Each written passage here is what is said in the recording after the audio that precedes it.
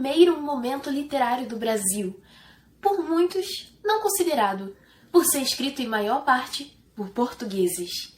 Quinhentismo, nosso primeiro assunto de literatura brasileira.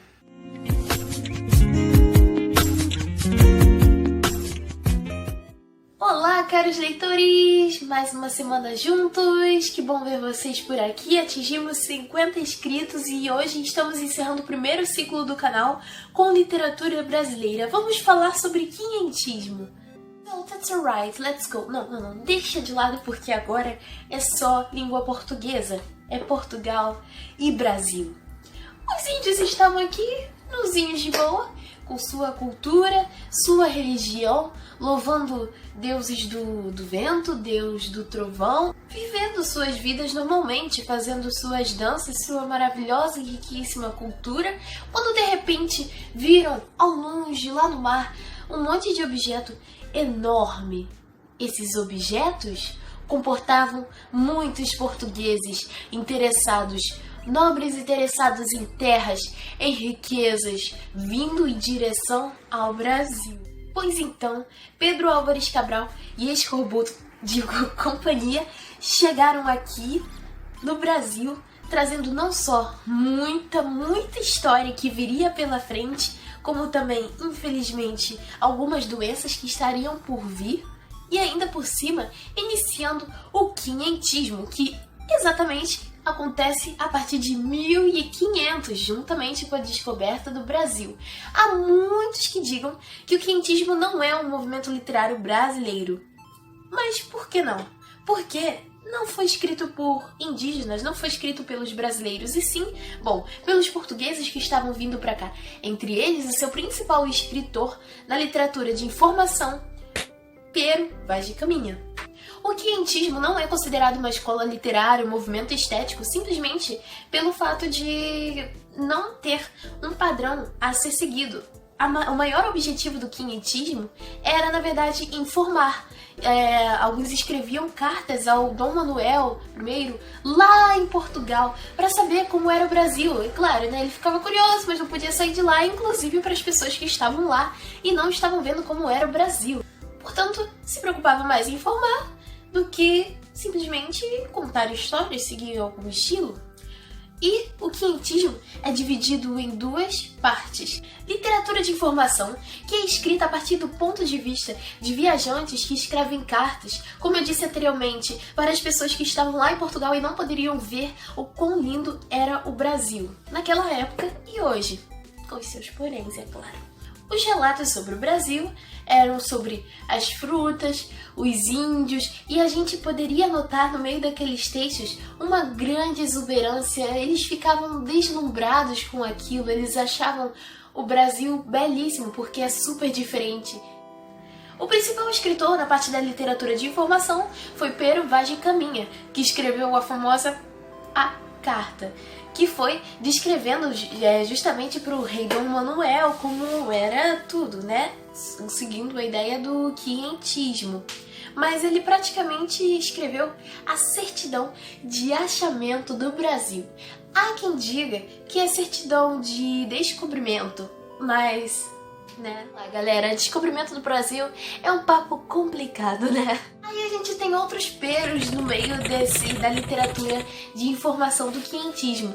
O Pero de Magalhães e Pero Lopes de Souza, que escreveu o Diário de Navegação. Outra parte da literatura do quinhentismo é a literatura de formação, ou literatura dos jesuítas, literatura de catequese, enfim, cujo principal objetivo era justamente catequizar os indígenas que estavam aqui, já que eles achavam um absurdo, os cristãos, os católicos achavam um absurdo, porque os indígenas praticavam antropofagia.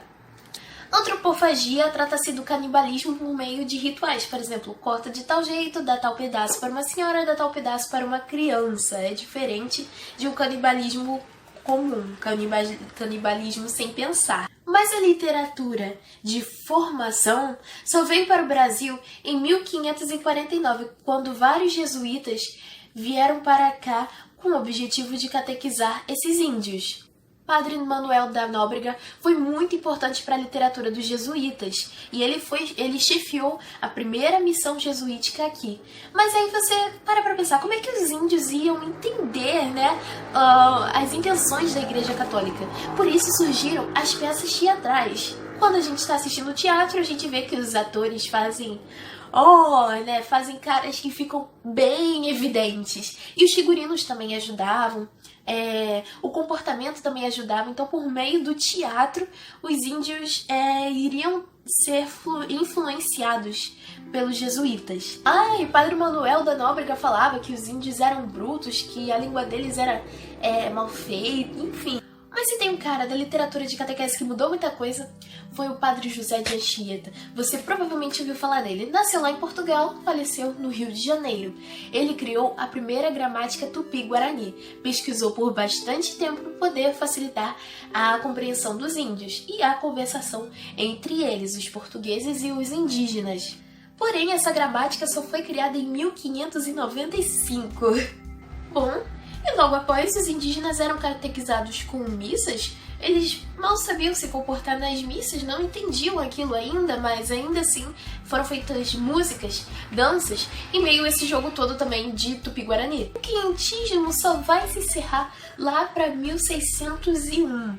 Exatamente. Enquanto isso, na maior parte do tempo que estava tendo quinhentismo aqui, lá em Portugal estava tendo classicismo. Agora voltando para a literatura de informação, alguns documentos só foram encontrados séculos depois de serem escritos, justamente para outros interessados, interesseiros, não descobrirem a rota marítima que Portugal estava fazendo para vir para o Brasil, exatamente. E no meio desses textos, a gente via que como é que foi a primeira impressão, a primeira comunicação, aquele olhar entre o indígena, entre o português, Pero Vaz de Caminha falando que eles tinham pele um tanto avermelhada, tinham setas e arcos, nas suas mãos, e eles ficaram impressionados com as vestimentas, com as joias que os portugueses tinham, e daí que veio aquela troca, que eles perceberam que os indígenas estavam interessados, Eles olhavam meio que assim, olhavam para uma coisa, olhavam para outra. E aí eles começaram a fazer essa troca. Mas infelizmente essa troca criou uma certa submissão da parte dos indígenas e acabou que deu no que deu.